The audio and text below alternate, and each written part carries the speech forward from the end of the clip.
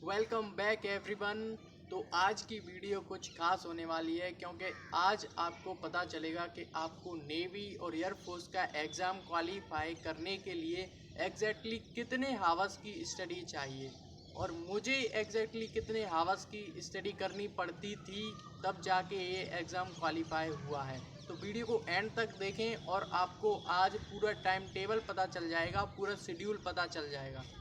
तो डिफेंस का एक रूल अच्छे से याद रखना कि early to bed and early to rise.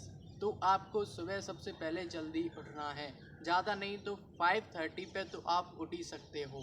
5:30 पे उठने के बाद थोड़ी सी एक्सरसाइज करो क्योंकि अगर आप डिफेंस के लिए प्रिपेयर कर रहे हो तो एक्सरसाइज ज़रूरी है। आपकी हेल्थ भी देखी जाती है। उसके बाद आप 6:30 बजे से अपनी इंग्लिश कर सकते हो क्योंकि सुबह का टाइम बहुत ही अच्छा होता है और हमको ऐसा सब्जेक्ट लेना चाहिए जिसमें थोड़ा सा दिमाग चले, थोड़ा सा हमारा इंग्लिश डिफेंस में इसलिए ज़रूरी है क्योंकि बाद में जाके आपको इंग्लिश बैकग्राउंड ही मिलेगा, वहाँ पे आपको इंग्लिश की बहुत ज़रूरत पड़ेगी। इसलिए मेरा मानना तो यही है कि आप सुबह उठ के इंग्लिश ज़रूर पढ़नी चाहिए। तो आपके टाइम टेबल में सबसे पहला टाइम होना चाहिए 6:30 से लेकर 8 तक।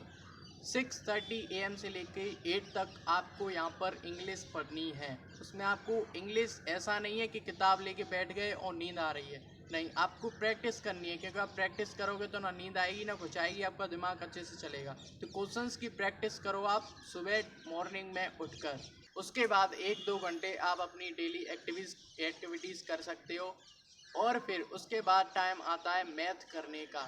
तो आप मैथ करोगे 9 AM टू 10:30 AM।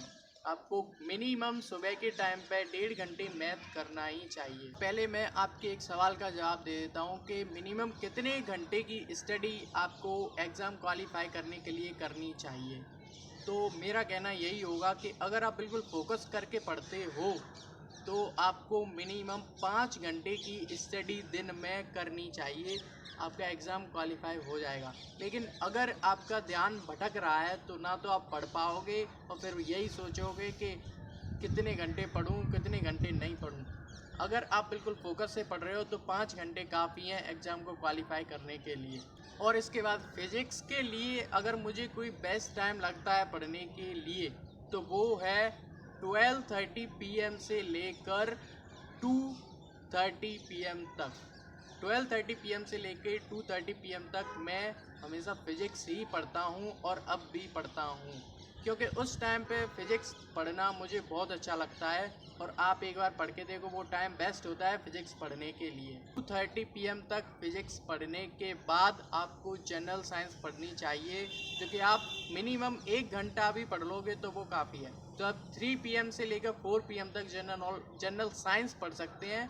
इससे आप एग्ज़ाम क्वालिफाई कर जाओगे क्योंकि जनरल साइंस से ज़्यादा क्वेश्चंस नहीं बनते, कम बनते हैं। फिजिक्स से थोड़े ज़्यादा क्वेश्चंस बनते हैं, इसीलिए जनरल साइंस 1 घंटा रखो 3 PM टू 4 PM। फिर टर्न आता है आपका जनरल नॉलेज यानी जीके पढ़ने का। तो जीके पढ़ने के लिए मुझे जो बेस्ट टाइम लगता है वो है 6 PM टू 7 PM और नाइट में 6 PM टू 7 PM आप यहाँ पे जीके पढ़ सकते हैं। यहाँ पर बहुत अच्छा मन लगता है जीके पढ़ने के लिए। फिर आप अपनी नाइट स्टडी पे आ जाओ। उसके बाद 1-2 घंटे रेस्ट करो, मूवी देखो, कुछ भी करो और अपना काम ख़त्म करके 9:30 बजे से फिर पढ़ने के लिए बैठ जाओ। आप 9:30 से फिर मैथमेटिक्स कर सकते हो 1 घंटे के लिए और उसके बाद 9:30 से अगर आप 10:30 तक मैथ भी करते हो तो 10:30 से 11:30 तक आप जनरल नॉलेज फिर से करने बैठ जाओ। तो उस टाइम पे आप जनरल नॉलेज पढ़ के सो तो सुबह उठ के आपको वो अच्छे से याद रहेगी और आपको पता भी चलेगा कि हाँ, मैंने जनरल नॉलेज पढ़ी है। तो ये था वो टाइम टेबल जो फॉलो करता है early to bed and early to rise. आप यहाँ पे 11:30 पे रात को सो जाते हो जबकि सुबह 5:30 पे उठ जाते हो और 6:30 से आप अपनी स्टडी स्टार्ट कर देते हो। अगर आप इसी तरीके से यूज करते रहे अपने टाइम का तो आपको मिनिमम 5 to 6 आवर्स की स्टडी ही आपके एग्ज़ाम क्वालिफाई करने में आपकी मदद करेगी। तो आप इस टाइम टेबल को फॉलो करो और अपने लाइफ में इसको करके देखो, इससे फ़र्क पड़ता है कि नहीं पड़ता, आपकी स्टडी स्किल इम्प्रूव होती है कि नहीं होती। और फिर आप कमेंट करके नीचे बता सकते हो कि हाँ ये सही टाइम है या फिर नहीं है। तो thank you so much video देखने के लिए। अगर अच्छी लगी हो तो इसको लाइक करना और चैनल को सब्सक्राइब करना। Bye bye.